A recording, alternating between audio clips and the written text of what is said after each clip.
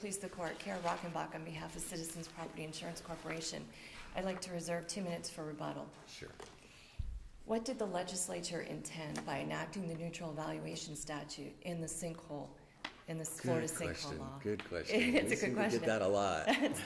That's the purpose of this court this morning, to answer that question in this particular appeal, because the statute has both a carrot and a stick.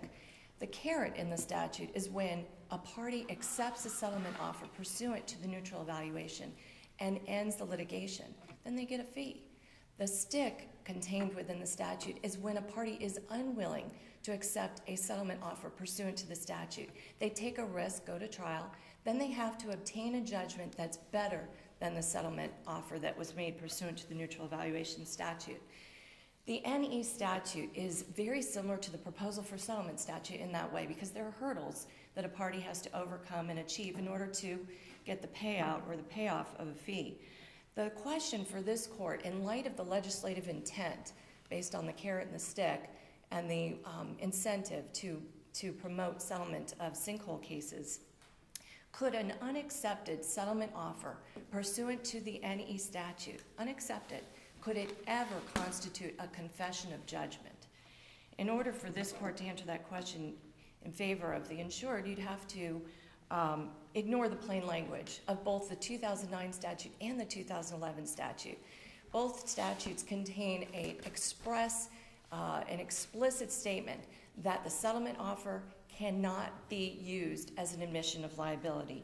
In fact, it goes further. It talks about conduct and statements of the party during the neutral evaluation statute can't be used as admission of liability. Here in this sinkhole appeal, the final judgment must be reversed because it is predicated on a partial summary judgment that was entered shortly before trial.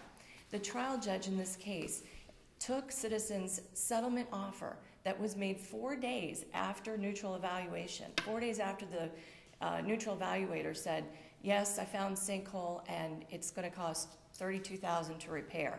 Citizens made a timely acceptance and complied with sending a check for cosmetics damages. The statute requires both of those to occur, timely acceptance and compliance. And the trial judge found a problem with the fact that it was a year into litigation, or a year after the opposing or contrary report from the plaintiff's expert was produced. But the statute, and this court found in Trapio, that any statute is mandatory whenever either party requests it. So this can't form the basis of a summary judgment as to liability, and there are three distinct reasons why. The first one is basic confession of judgment law. Under the Florida Supreme Court Waller decision, this didn't end the litigation.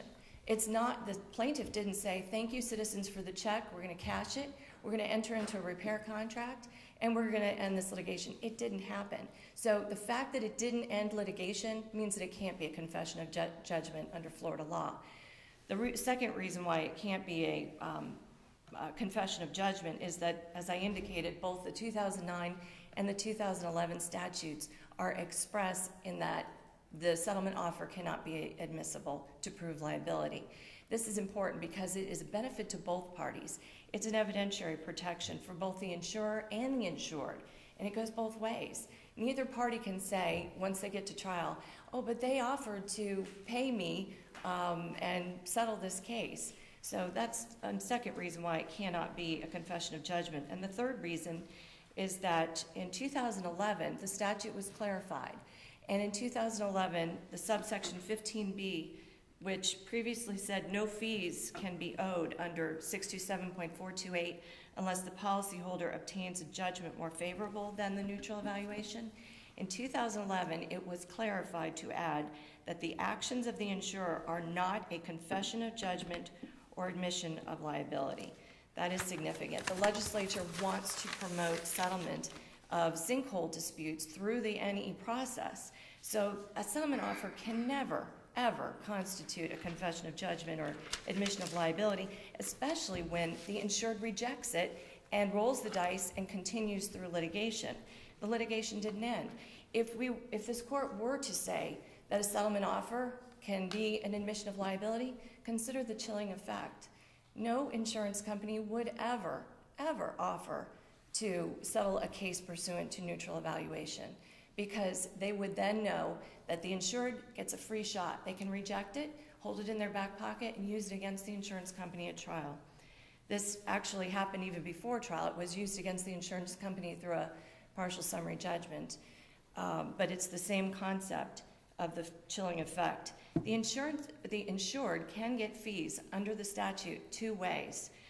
The insured accepts the settlement offer, ends the litigation, and presents the argument to the court that the insured had to file a lawsuit in order to get that settlement offer. That is a classic confession of judgment.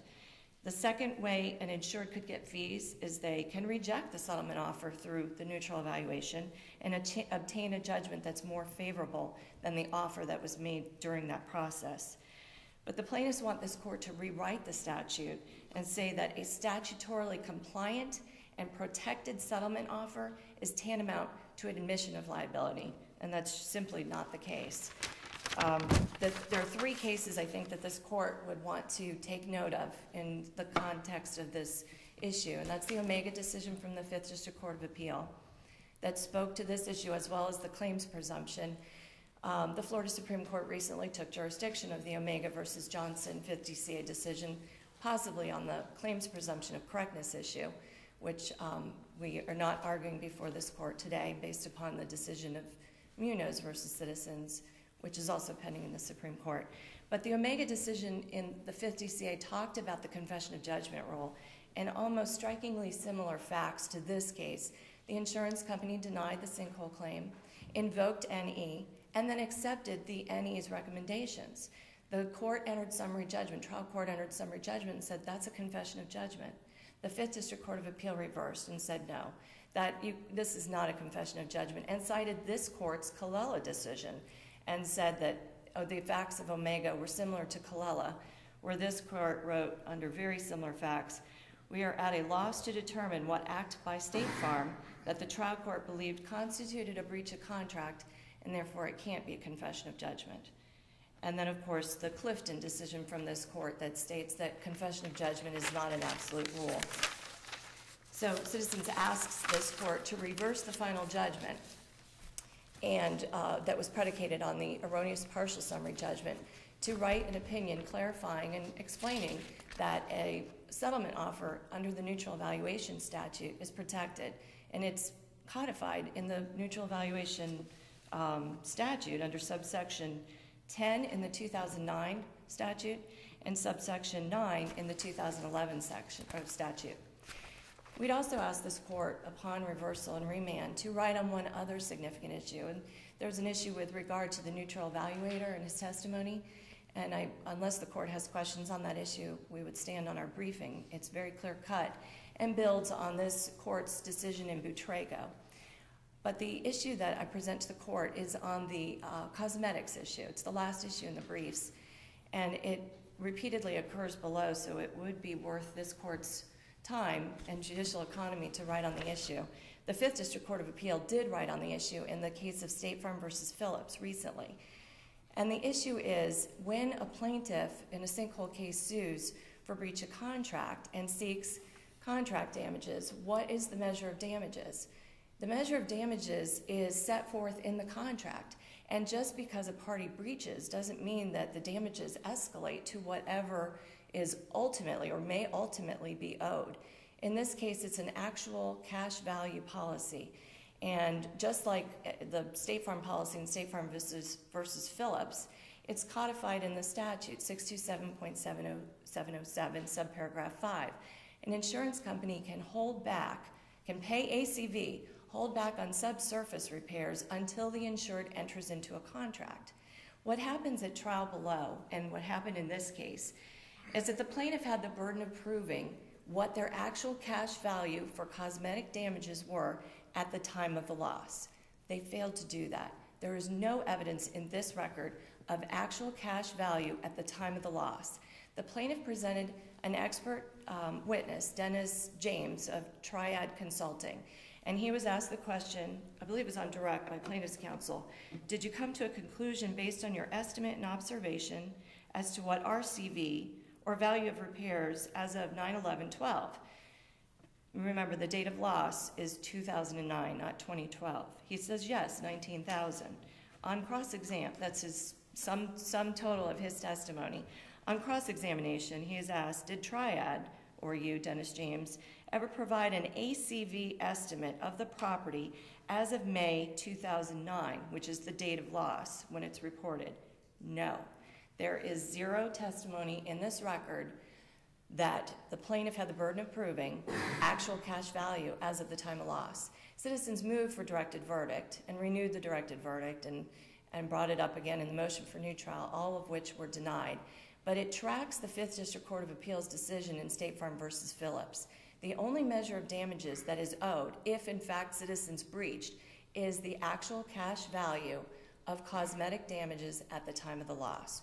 Once they enter into a repair contract pursuant to Florida statute and our policy, which incorporates the statute, then the RCV can be owed. If we don't pay it, they can sue us then. But RCV is not automatically owed. It is ACV pursuant to contract and statute. We ask that the court reverse on all issues, but in particular right on those two.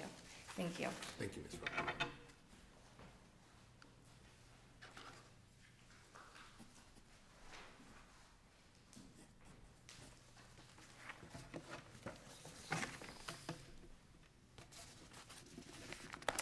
May it please the court. Good morning, Your Honors. My name is Kimberly Hindi on behalf of the Appellees, Onia Jerez and Isla Oliva.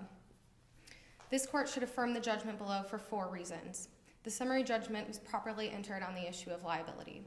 Here, citizens denied the insured's claim. As we know from Caclamanos and Munoz, the denial is the breach which triggers the cause of action. After plaintiffs filed suit and the case went to neutral evaluation, citizens changed their mind and accepted coverage. This was not an offer, as counsel for the appellant stated. This was citizens changing their mind and issuing the insureds a letter saying that they were accepting coverage as well as payment. Citizens is attempting to hide behind the neutral evaluation confidentiality statute and claim that this was an offer that should be protected. Citizens actually issued payment for the coverage. But the payment was, as I recall, the check wasn't cashed. In other words, a check was sent, wasn't cashed, it was held. So, I mean, they issued payment, it still looks like the nature of an offer, and that's all. That's correct, Your Honor, but the insureds did not cash the check because they disagreed with the neutral evaluator's recommendations, which, as we know, the neutral evaluation is not binding on either party. So the insureds were free to dispute that finding and accepting of coverage and proceed with the litigation. However, it's clear from the record that once citizens did accept coverage, that both parties agreed that the issue of liability was not an issue anymore, and this was not to be tried as a denied case as it originally started, but now this was a method of repair dispute. And so it's clear from the record, you can see both parties agreed that this was now a method of repair dispute, so the summary judgment essentially was just to limit the issues for the jury to decide and to narrow the scope of the trial and leave only the question of method of repair for the jury to decide. The cases which citizens cite to are distinguishable because in those cases the amount of coverage was not in dispute. In Colella, they paid policy limits. In Omega versus Johnson, the neutral evaluator sided with the recommendations of the plaintiff's expert. In all of those cases, that wasn't in dispute. Whereas here, the plaintiffs proceeded with litigation because they disputed the coverage offered, and they took it to jury trial. The fact that summary judgment was entered on the issue of liability served only to narrow the issues for trial. And as you can see, both parties conceded to that during the summary judgment hearing. As far as the testimony of the neutral evaluator, the lower court did not abuse its discretion in excluding the testimony of the neutral evaluator. Citizens' attempts to retroactively apply the 2011 version of 6277074, which states that the testimony of the neutral evaluator and the report are per se admissible. However, the admission of evidence is substantive, and therefore the statute cannot be retroactively applied. It should be the 2009 version, which says that it is admissible, and as we know from Butrago, the court retains the ability to determine the admissibility of this evidence. As the neutral evaluator said himself, he was not qualified to testify as to method of repair, and the issues that he could have testified to, which he felt qualified to as a geologist, was the presence of sinkhole activity, which at that point had already been established. As for the motion for directive verdict, the lower court did not abuse its discretion in denying Citizens' motion for directive verdict. As I said before, Citizens originally denied the claim, and they maintained their denial for 3 years. So the insureds could not be expected to get an estimate of actual cash value in 2009 when Citizens denied their claim and maintained that denial for 3 years. It's clear from the jury verdict that the homeowners put on sufficient evidence of cosmetic damages with Mr. James's testimony, as they found a number on cosmetic damages, which they awarded as part of their verdict. And again, the Citizens' denial was the breach which triggered the cause of action, and from that breach flow all of the damages necessary to restore the homeowner's property to its pre-loss condition, which include actual cash value, replacement cost, and the damages for the subsurface repair.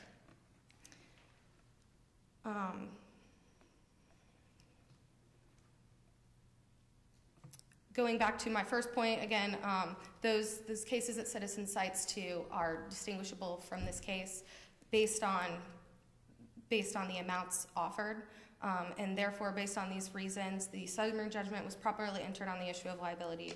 The lower court did not abuse its discretion in excluding testimony in the report of the neutral evaluator, and the lower court did not abuse its discretion in denying Citizens' motion for directive verdict. And based on these reasons, we ask that you affirm the judgment below. I'd be happy to answer any questions, but that concludes my argument. Thank you, Ms. Andy. Thank you.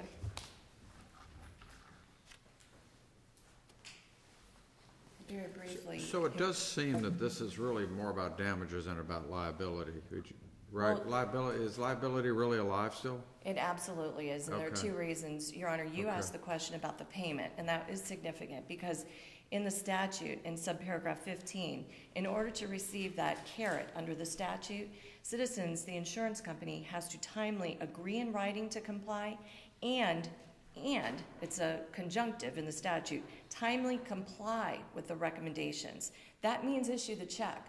We cannot just say we accept neutral evaluation. And the letter that we sent that counsel referenced was not admission of liability or coverage whatsoever. It was pursuant to the neutral evaluation process. We accept that settlement or that recommendation of the neutral evaluator. Here's the cosmetics check, which we owe by law and by policy. We want to timely not only accept, but comply. The statute requires 2 prongs for the insurance company. And so if we just send a letter saying we accept the neutral evaluation, I don't think that's enough. I think I know you have to comply, and that means send the check. The significance is they didn't cash the check, they rejected the settlement offer, and they rolled the dice and proceeded to trial. With regard to the reference that Citizens stipulated to liability, I read the transcript this morning, and I recall this crystal clear now. About a month before the partial summary judgment hearing, Citizens moved for leave to amend to seek a counterclaim for declaratory relief on method of repair, saying, okay, we've got the neutral evaluation, let's do a method of repair case. The trial judge said no, denied the motion, and said we're proceeding on plaintiff's complaint for breach of contract. There was no acceptance of Citizens' attempt to repair the land through a method of repair case. It proceeded on a breach of contract. A month later, the hearing was held in December of 2013 on the motion for partial summary judgment. And the trial judge below, the order is in the record. It's attached to the notice of appeal. But the order granting partial summary judgment is expressed in the reasoning behind this trial judge's entry of partial summary judgment. And it is that she didn't think that neutral should be used a year into litigation. But that's not the purpose of the statute, is to promote resolution at any time. And it's mandatory if either side requests it. So the basis for her ruling of admission of liability was not that Citizens Counsel said during a hearing, we admit to coverage. That's not the case, that's not the record. What Citizens tried to do was amend to do a method of repair counterclaim. It was denied. and that was a month before the summary judgment hearing. The summary judgment transcript is clear. We did not admit coverage, and we weren't doing that. We were trying to comply with the neutral evaluation statute, and that letter offering acceptance of the neutral evaluation statute and timely complying with it by enclosing a check is simply that, an offer of settlement pursuant to a statute. It's protected, it was statutorily compliant, and it cannot constitute an admission of liability pursuant to Florida law. Are there any other questions? Did I answer the question with the court had regarding because there was no waiver and no admission of liability. That was at issue, based on the judge's rulings. So, thank you very much. Thank you, Ms. Rockenbach. Thank you both. You wanna keep going? Yeah, sure. The next case is Shagan versus SunTrust Mortgage.